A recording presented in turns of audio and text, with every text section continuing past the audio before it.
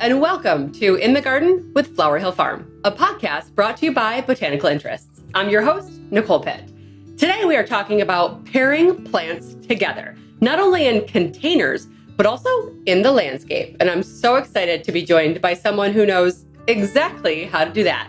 It's Kate from Hello Garden Design.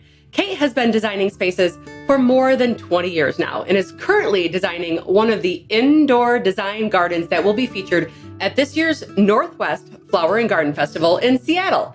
I'll be headed there this weekend to see it in person. Kate will fill us in about the work involved in this project. Plus, there's also a container design competition at the festival that I'm told gets pretty competitive. We will chat all about that with Kate coming up in just a few minutes. Today's inspiration actually has a lot to do with the upcoming Flower Festival. I'll be headed there in just a couple days as a first-time attendee and also a speaker. I'm eager to not only see my fellow speakers, but the vendor lineup is incredible. It's all plant-related products. If you're in the area, stop by. The Epic and Botanical Interests teams will be there. I'll be speaking on the main stage on Sunday, February 22nd. We will actually be doing a live podcast with a special guest. I'll also be meeting up with quite a few of the former guests I've had on this podcast, and I'm excited to hang with some fellow flower friends. So, what's inspiring you? I would love to hear. Send me your video clips, and you might be featured right here on this podcast. If we choose your submission, I'll send you a gift as a token of my appreciation. Email me your video inspiration clips to Nicole at botanicalinterests.com. Okay, now back to the flowers. It's time for me to start more of my cold hardy annuals for the farm. When I get back from the show next week, I'll be starting more of our seed of the day, and that is snapdragons. Snapdragons come in several different colors and varieties, from super short for landscape appeal and super tall for cutting gardens. Snapdragons are one of my must-have additions to any bouquet, not only for the height, but did you know they kind of smell like bubble gum? It's true. Now, white is always a classic in arrangements, but my favorites are the oranges, the pinks, and the purples that give a pop of color to a bouquet. I was actually awestruck the first time I grew night and day snapdragons. Now, they are a deep red with a white underbelly, literally night and day. They are striking, and I can't wait until I have a bucket full of them in my arms to play with again. Botanical Interests offers both the dwarf garden varieties and some tall ones, including that night and day variety. Use the code INTHEGARDEN for 5% off. A little history about snapdragons. They are believed to be native to the Mediterranean. Snapdragons were believed to guard against witchcraft or negative influences. Early Greeks and Romans would plant them around castle gates or even wear them as necklaces for protection. In the Victorian era, they had a more romantic edge. The gift of a snapdragon bouquet indicated a marriage proposal was on the way. And in case you didn't know, the blooms do resemble the head of a dragon. And if you squeeze the sides of the blooms, they open and close, snapping shut, hence the name snapdragon. I've actually had some in my garden start to sing. They're wonderful puppets to play around with. They're definitely fun to play with, especially for little ones. They became popular in English gardens in the 1500s. And did you know they are edible and have been used for medicinal purposes for centuries? Coming up in the garden, we sit down with Kate from Hello Garden Design to see what she's cooking up for Seattle. Stay with us. Welcome back to In the Garden with Flower Hill Farm. Today, we are talking about choosing plants that pair well together, making containers, designing gardens, and I'm delighted to introduce my guest for this segment. It's Kate from Hello Garden Design. Kate, thank you so much for joining us. Oh my gosh, so happy to be here. When I asked on my YouTube channel who I should have on the podcast during season 2, within the hour, I saw your name suggested at least a dozen times. And then swear to God. And I even started getting DMs on Instagram saying, you must have Kate. So here we are. Oh my, that is so sweet. I love that. People love what you're putting out there. So first of all, introduce yourself and tell us where you're growing. Yes. Okay. So my name is Kate. I am a landscape designer. I oftentimes refer to myself as a plants woman, and I live and I work here in Seattle, Washington. And so for those of you who aren't familiar, we're very much a maritime climate. They rezoned us to 9A. I dissent. Wow. I Wow. dissent. I refuse. I full on refuse to garden like I'm a 9A because I don't think they take into consideration light issues and so on and so forth. Microclimates, yes. Yes, totally. So I still consider myself a tried and true 8 beer. But yes, I do work as a landscape designer, but also I find that my profession is one that is truly a hobby that got out of hand. It's living. I don't know. It just feels like this is my life's work. I was always meant to be in the garden, and it's just a joy that I get to now create for other people. It's just amazing. So I always love to know the moment that people are bit by the gardening bug. What is your garden origin story? Oh, it's deep, girl. It's deep. My origin story. I mean, if we want to talk about first core memories, I remember being 3 or 4 out in my backyard, and I have this distinct memory of my dad in his green bathrobe holding his cup of coffee and feeling wet grass between my toes. I mean, it's just like being barefoot in the garden from day one. You're grounding, you're feeling it. It's beautiful. Absolutely. Absolutely. It's one of my very first childhood memories. And I think gardening was always there. You know, we lived in the city, but my parents ripped out half of that backyard to grow vegetables. And so my mom would send me out to pick things for dinner. My older brother was always allowed to dig the potatoes. That was a big contentious thing. I wanted that shovel. But I was picking peas and beans and pulling carrots. And then I was 12 when I asked my parents for my very first garden bed. And my dad ripped out, oh my gosh, he spent all day doing it. I had this giant fatsia that was growing outside my bedroom window. And that thing had a root system like you wouldn't believe. And I remember my dad out there. And I think he spent the whole weekend tearing out that fatsia. But that was my first ornamental garden bed. And I was 12. And I distinctly remember just living for that garden and also kind of intuitively collecting seeds. And I had all these envelopes and I was labeling them with the flowers that I picked them from. And my Aunt Kathy came over one day and she's like, "What are you doing?" And I said, "Well, I just am going to see if like I could grow this and then it would come back next year." And she was the first person who was like, "Kate, you're doing seed saving at 12. Like you're in observation. Like this is like early hort, like nerdiness." So that's very much my plant origin story. I think I've been doing this as long as I can remember. And it's always been in my bones. So when did you turn it into a business? Oh my gosh. I actually didn't turn it into a business until I had all 3 of my children. And which is crazy because now they are 17, 15, and 11. So I've got 3 boys.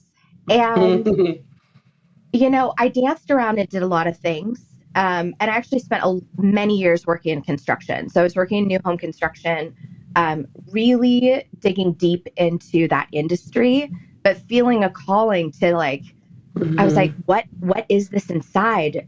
And I wanted to be a florist. I wanted to be in landscaping. I like wasn't quite sure. But I was kind of hit with this moment after I had my 3rd son where I thought to myself, what do I actually want my children to see? Do I want them seeing someone who is, you know, at that time I was actually working in HR. I was like, is this what I want my children to see?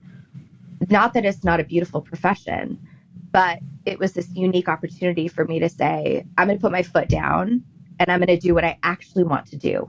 I am actually going to chase the passion because this is what I want my children to see. I want to see them pursue their own dreams. So why am I not doing it? You know what I mean? I think as a mom, you put yourself last. And this was that first moment where I thought, no, we go first because we're leading these children into the people they will become. So that is beautiful.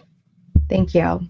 Yeah, it mirrors, I feel like it mirrors my own path where I was in television doing local news for over a decade. And then I was like, this schedule is just not family friendly. This is not what I feel like I need to be doing right now. And here we are.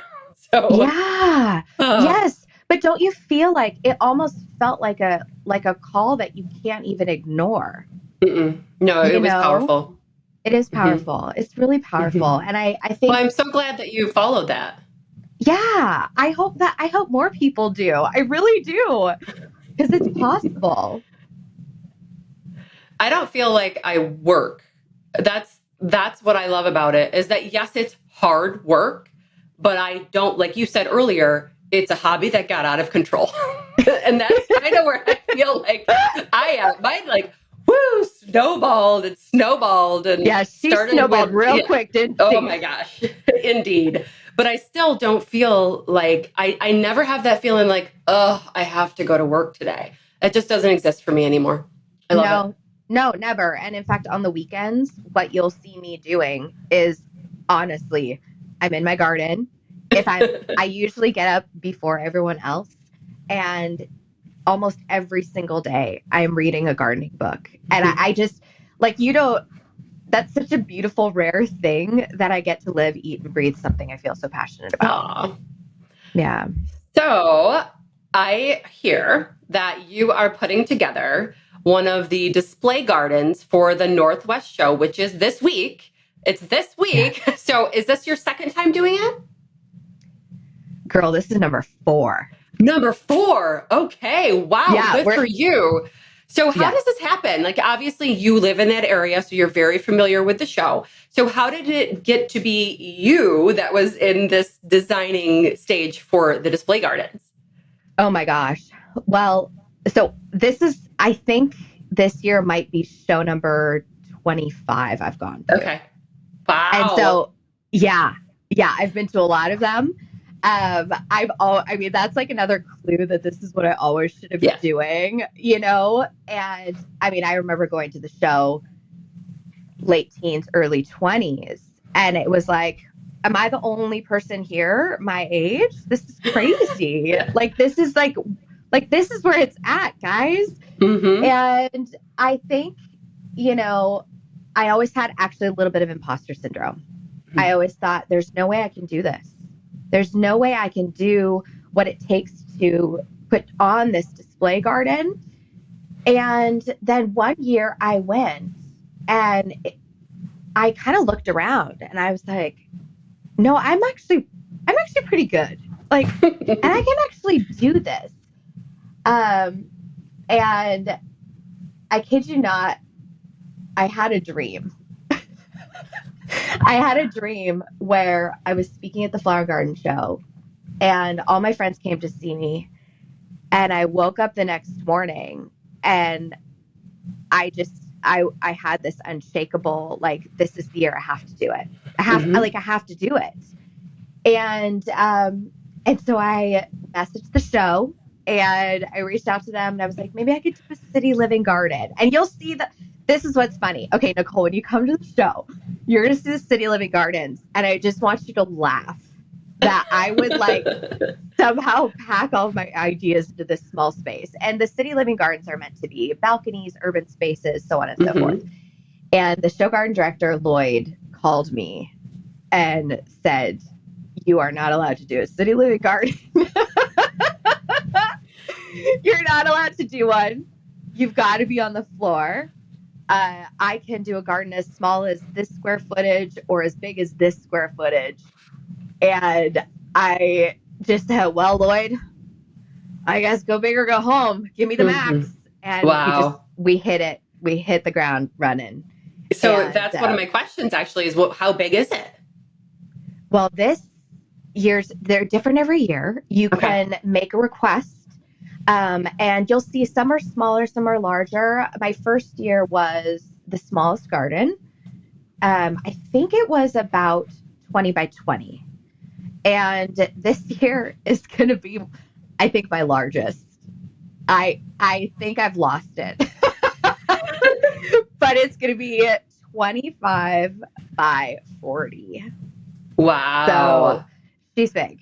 She's a big girl this year. She's a very big girl. And I'm really excited. I've got just some really exciting things planned, and it feels right.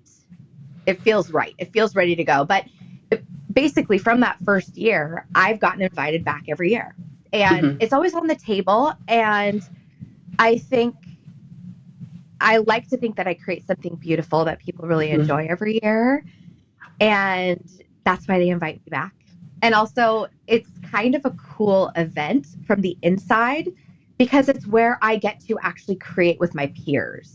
When you're a designer, you're by yourself a lot. And this is a week where we hunker down in the convention center and you're working in this beautiful symphony of everyone creating their own magic. And it it's just juicy. It's juicy. And I love it. Yeah. You're making me so excited. I cannot wait to see it in person. Yeah. So when do you get the call that we want you to do another one? Well, some years Lloyd will wait. Some years he'll give you a month to take a breath. Yes. Okay. Because a month to take a breath, not a month before. No. Oh God. Oh, I would freak out. Yes.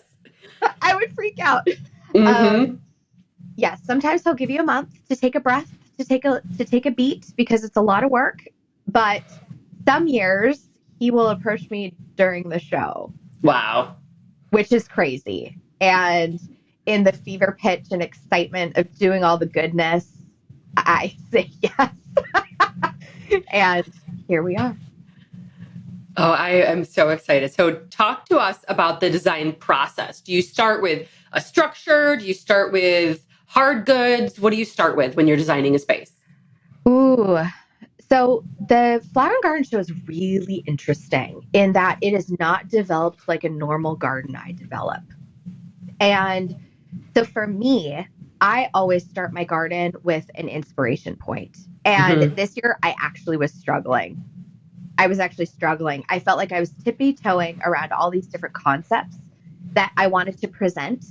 And it's interesting because when you design for the show, you are designing for like I am the client, which I'm the worst client ever. I am awful.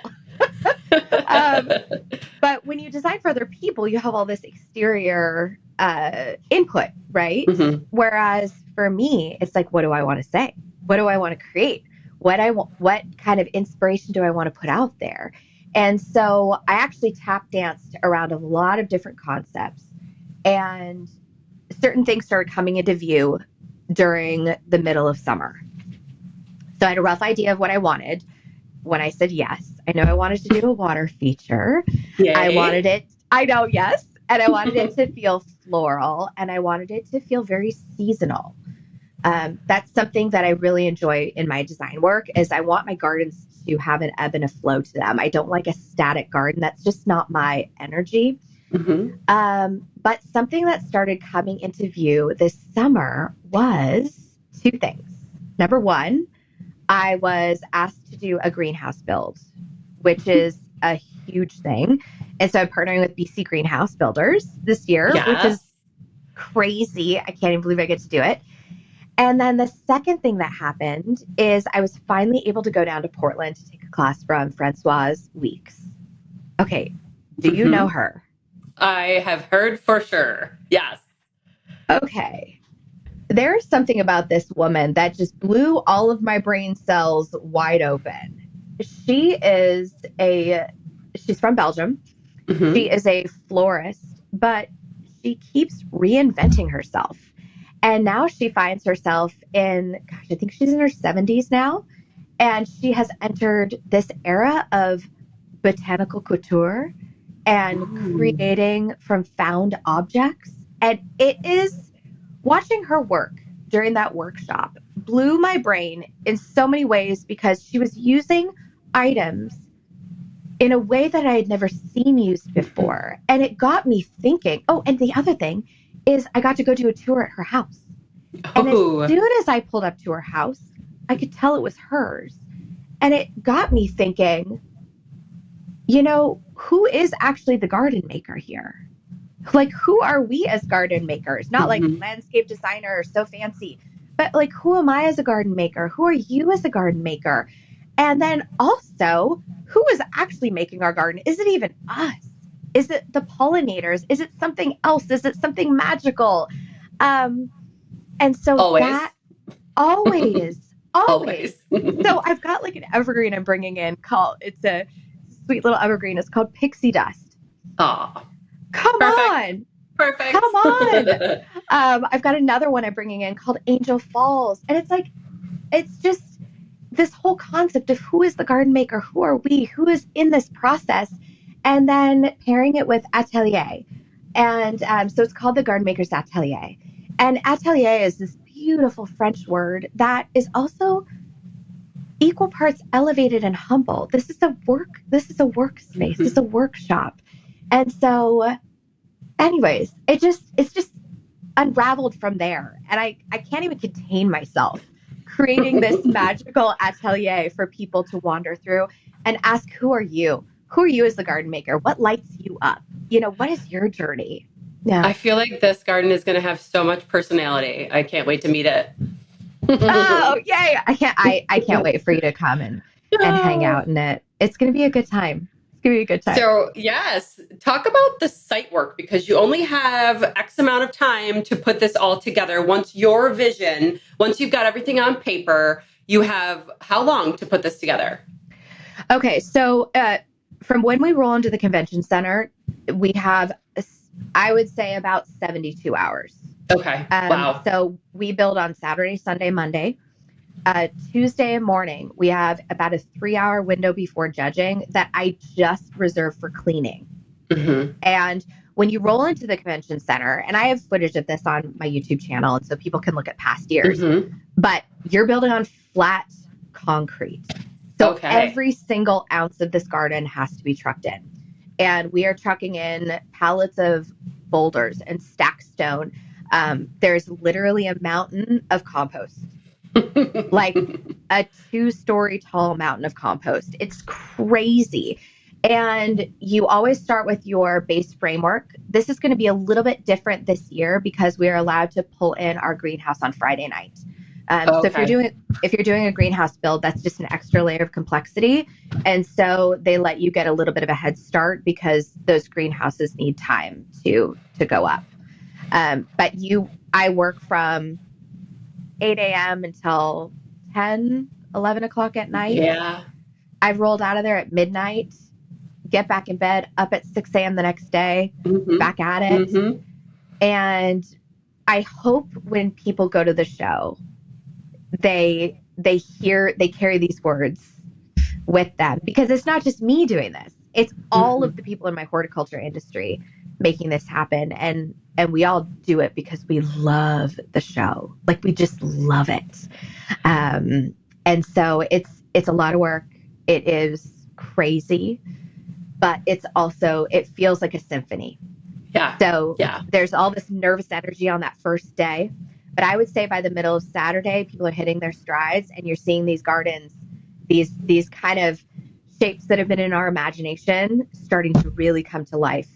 And then by midday on Monday, the pace just accelerates exponentially. Yeah.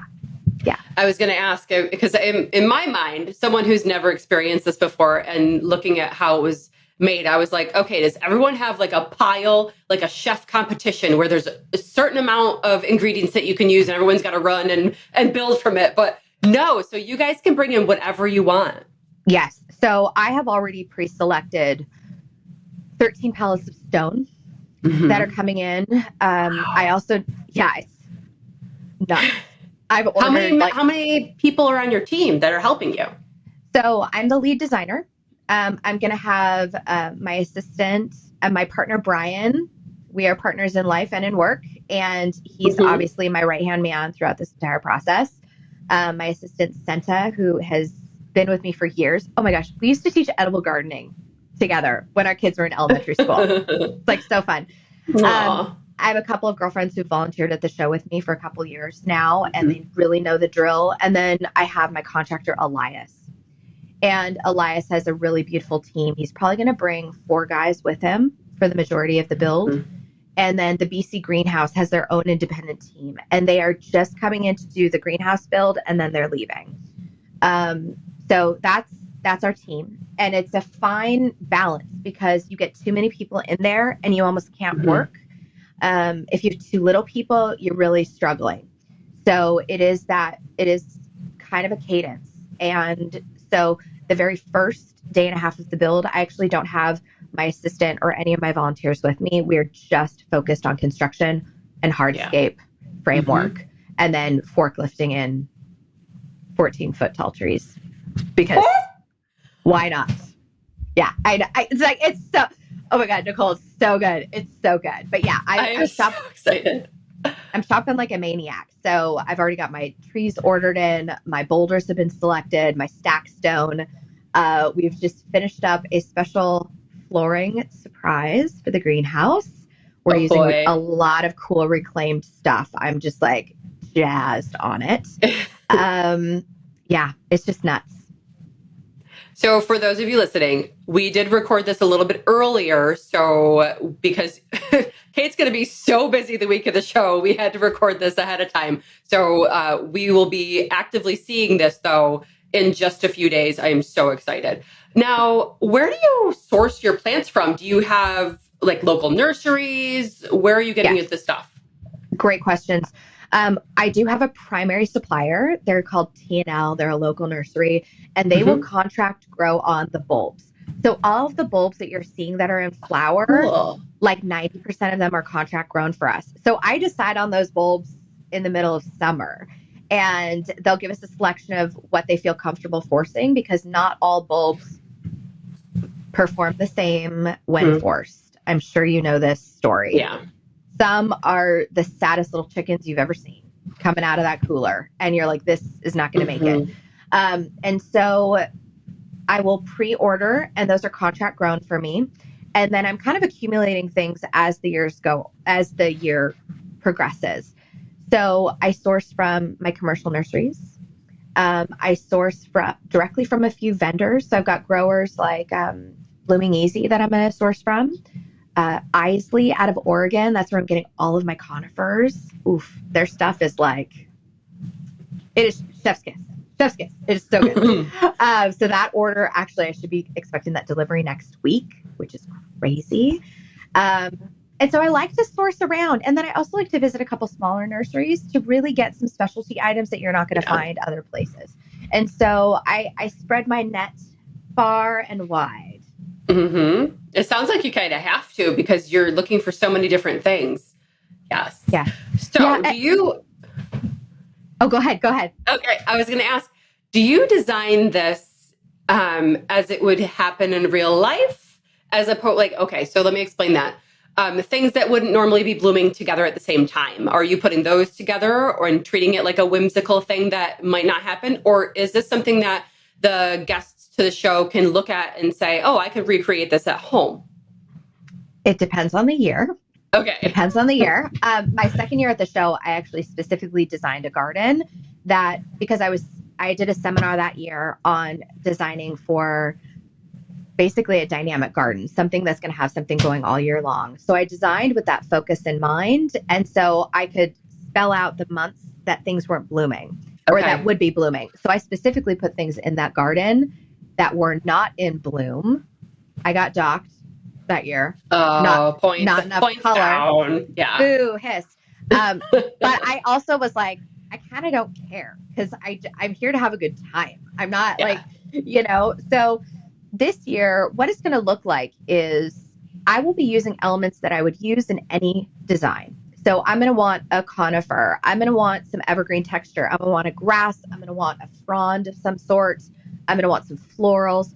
So you could literally take the bones of what I am creating and translate that into a garden. However, I will be forcing some things on. So things that wouldn't be in bloom in February in Seattle, those are getting forced on.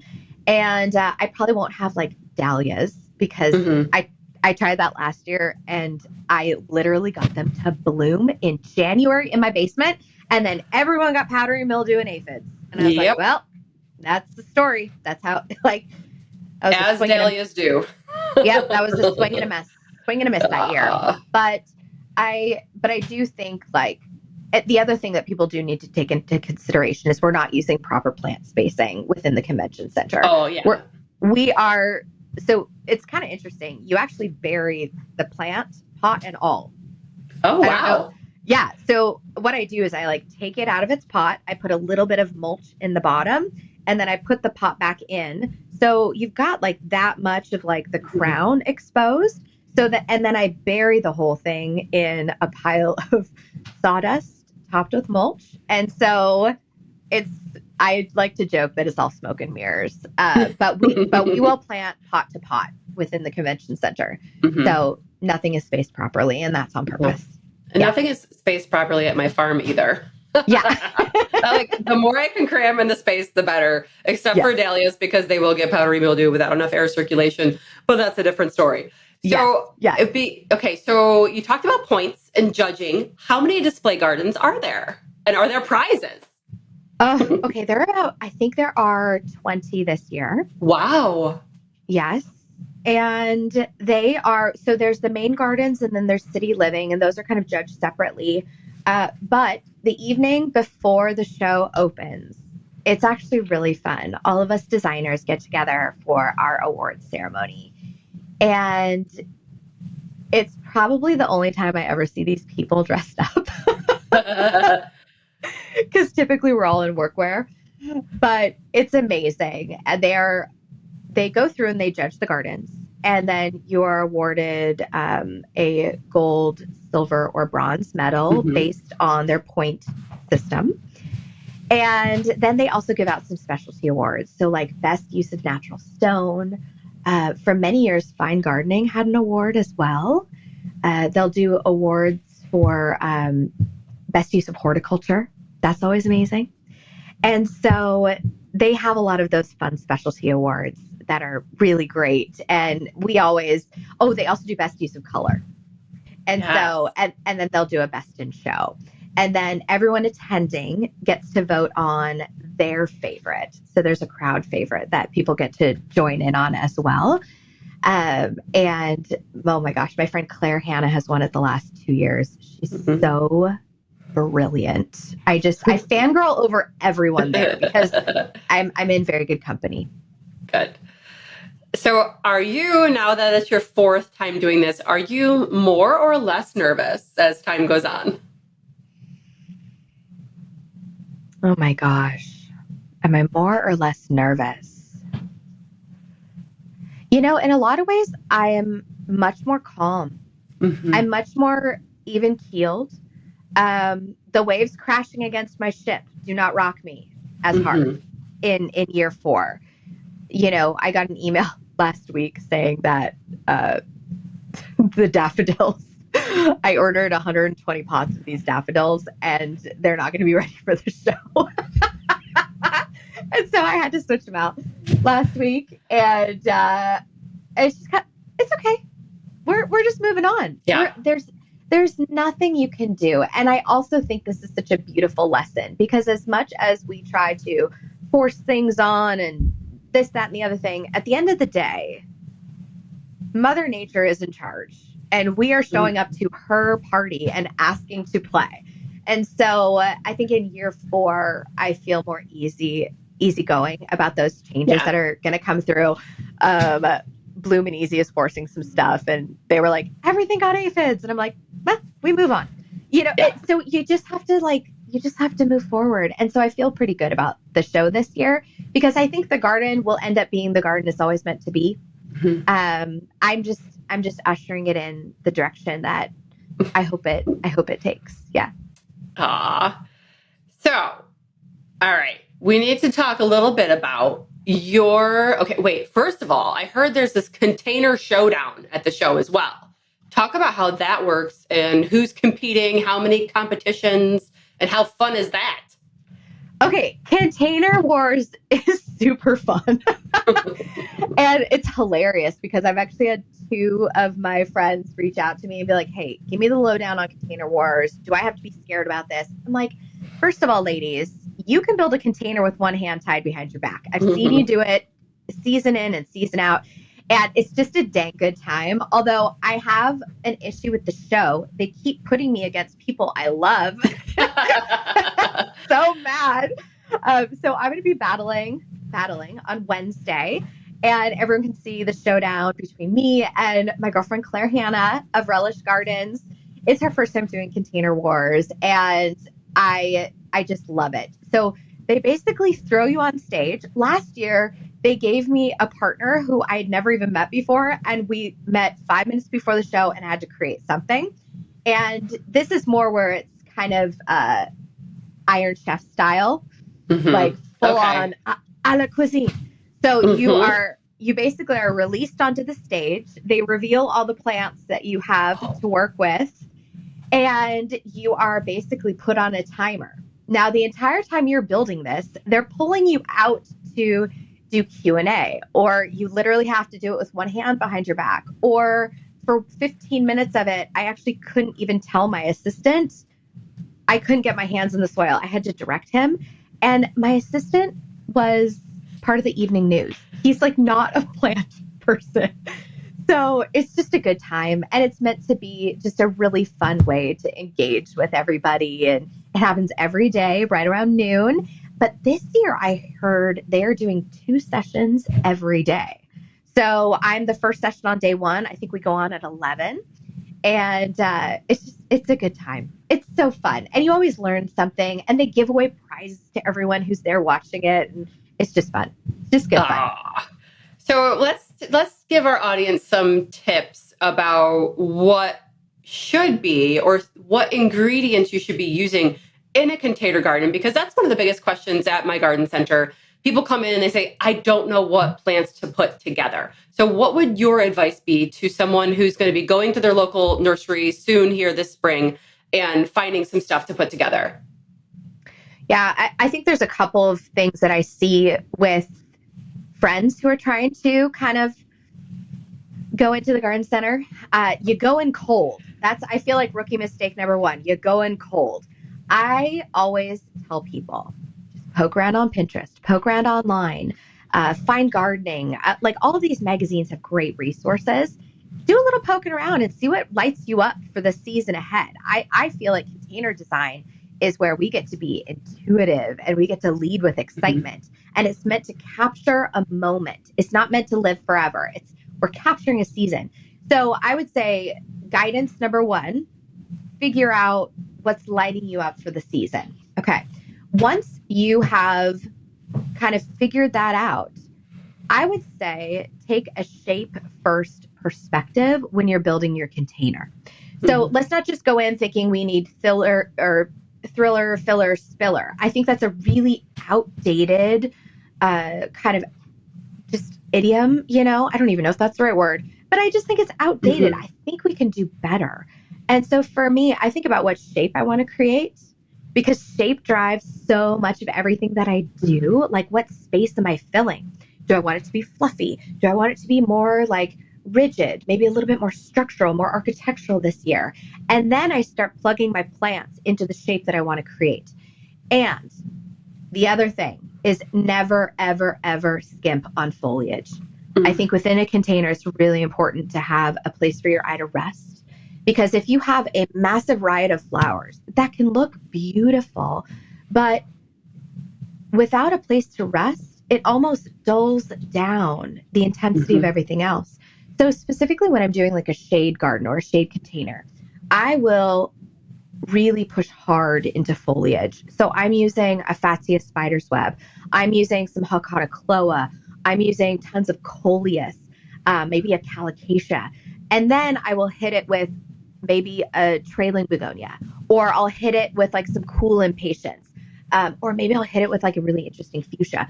But I'm giving it just like one hit of a floral, and then the rest is insane texture. And I find like that really creates a stunning moment for any container. It really allows that one floral piece to shine and have a moment. Oh, absolutely. Absolutely. And I mean, if you can lean into the world of coleus, just like hang on to your hat, because that is such a dynamic way to embrace color in a container. Pink, red, chartreuse, whites. The options are endless. So They really are. I think I have 25 different varieties coming to my shop for the spring for my customers. And I could add 25 more. There are so many. I just have a limited space, so I can't have them all, even though I want to really bad. I know, but that tracks. I mean, having to limit it to 25, that's a Yeah. girl, my hat is off to you. Like that is a Thank you. It's really hard. It's really hard, but I only have like 2,000 people in my community, so I don't want to grow too much. Yes. Oh gosh, because then you're stuck with product. Yep, I get it. So is there a color scheme that you tend to lean towards, or do you use them all? I am selfish and I like them all. I love them all. I want all of them. I want them all the time. Yeah. I would say that I have several camps that my clients live in. So to give people a frame of reference, I do about 1,000 containers a year.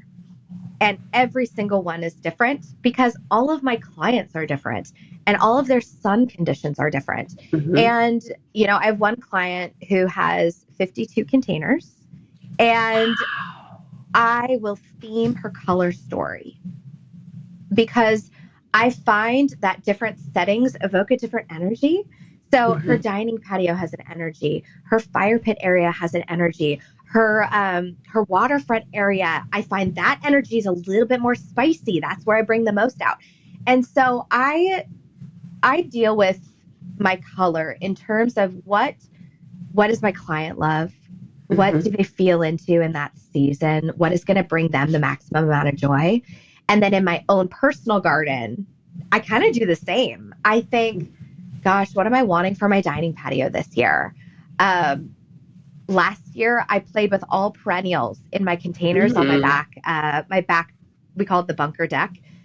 But I was really inspired by my trip to Chelsea, and I was like, oh, we're going perennial heavy. Because what's so interesting, I was at Chelsea and nary an annual in their containers. It was wild. It was so awesome. It was so refreshing to see a complete different perspective of container design. But they lean very heavily into perennials for their containers. Yeah. My customers always love it when I say to them, oh, that ivy is a perennial or something. They get excited because then they can use it, put it in their landscape and have it come back for them. And, they're saving money that way as well. Oh, I totally agree. I did this container last year that I'm still so bananas over. No pun intended. I used a big red banana. So like the ornamental banana. And it has that pretty, it's like a rosy redness to it. And at the base, I put in 3 Gara. Ooh, I love that. It was really fun. I was either using, oh gosh, of course my brain is blanking. Let me think. I think it was like Belleza dark pink or rainbow. Oh. Gosh, what is it called? Rainbow, passionate rainbow or something like that. Anyways, I used that because it tied into that banana. And then I anchored it all with the French vanilla petunia and masses of sweet potato vine.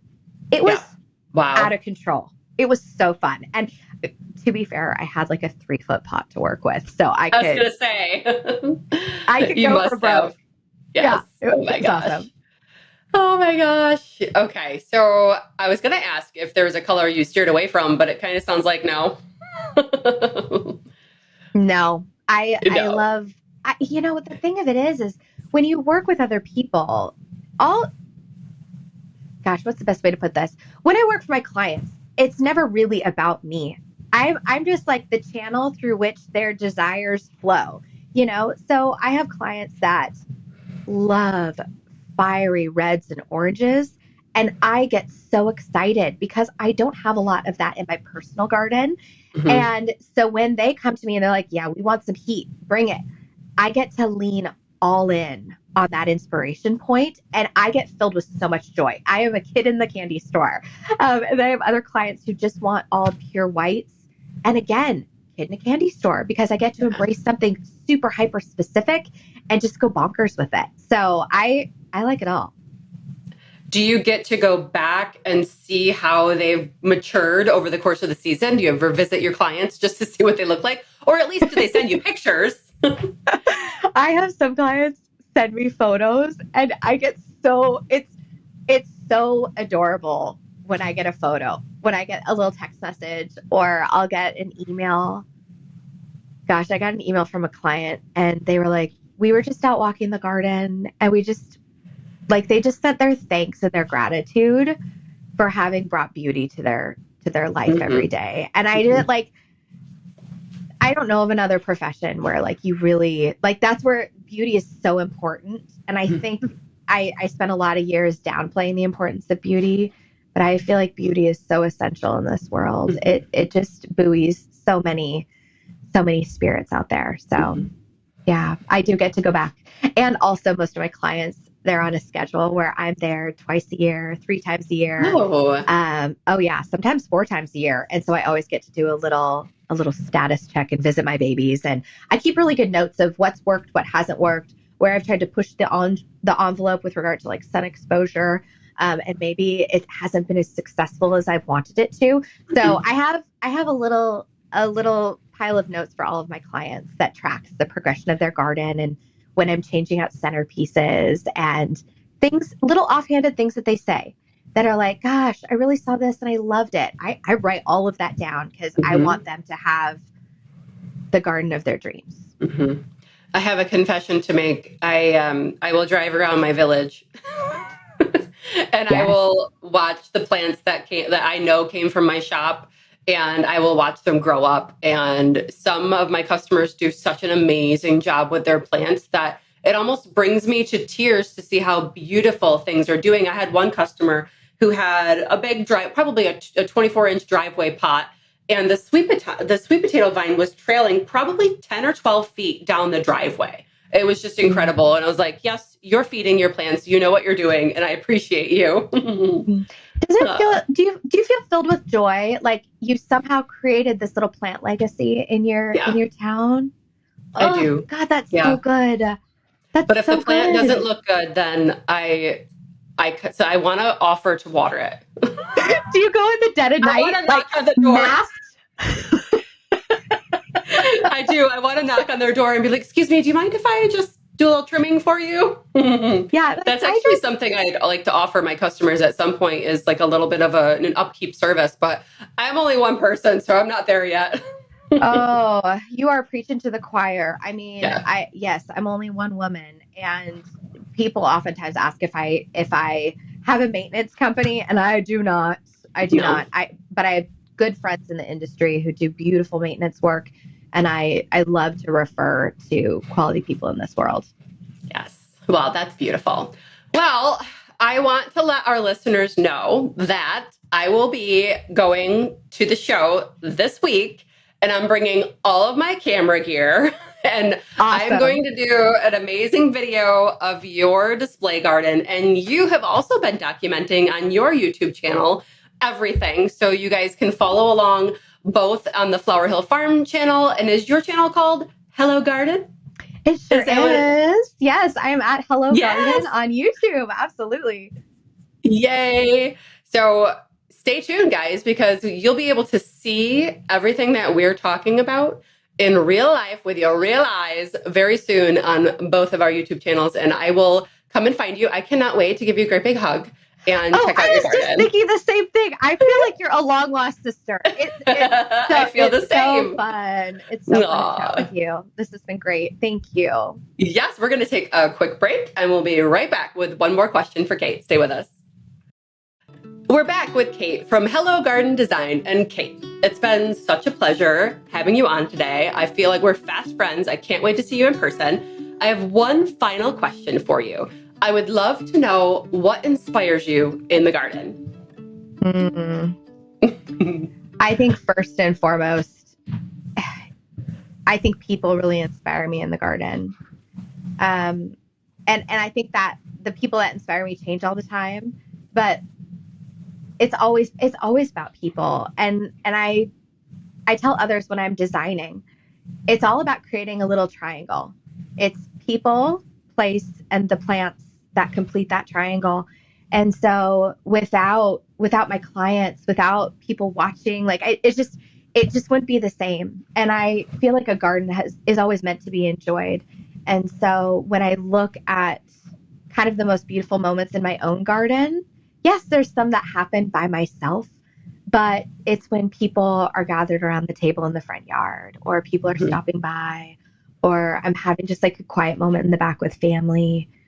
And then even with my clients, knowing that I have changed their life and knowing that they literally behave differently in their garden because of the work that I've done. I can't even tell you what that means to me and what a beautiful legacy I get to leave. So people are always inspiring me. They always are. I love that. That is so different than anyone else that I've asked that question to. It is. I love it. It's beautiful. Well, we would like to hear from you, the listener. We want to know what inspires you in the garden. Send your video clips to me. It's Nicole at botanicalinterests.com. Tell me your garden inspiration. Well, Kate, thank you so much for joining us today. We are going to put links for your website, your YouTube channel, your Instagram, all of that in the description of today's episode. And then we are going to see each other this week, and we'll have more content over on the YouTubes coming up very soon. Thank you so much. I'm so excited. It's such a pleasure. Thank you for having me. Take care. Yes, thank you. Bye. Take care. Thank you so much for hanging out with me today. I'm your host, Nicole Pitt, and you can find more of my garden adventures over on Instagram, YouTube, and Facebook at Flower Hill Farm. And of course, all of the seeds and garden goodies we talked about are waiting for you at botanicalinterests.com. Or check your favorite local garden center to see if they carry botanical interests, like we do at the Boone Street Nursery. Save 5% by using the code INTHEGARDEN. Want to see what we're talking about? Subscribe to the Botanical Interests YouTube channel for the video version. We'll see you next time in the garden. I'll meet you there.